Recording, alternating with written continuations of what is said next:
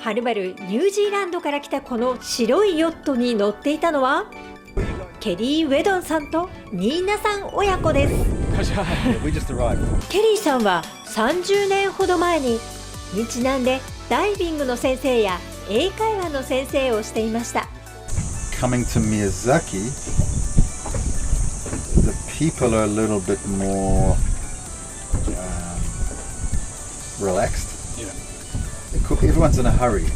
Osaka, Tokyo, they don't have time. But when I came to Miyazaki, the shopkeeper or the just people on the street would sometimes start a conversation. And where are you from?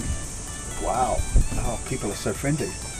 And that's why I really like Miyazaki, Kagoshima, southern Kyushu.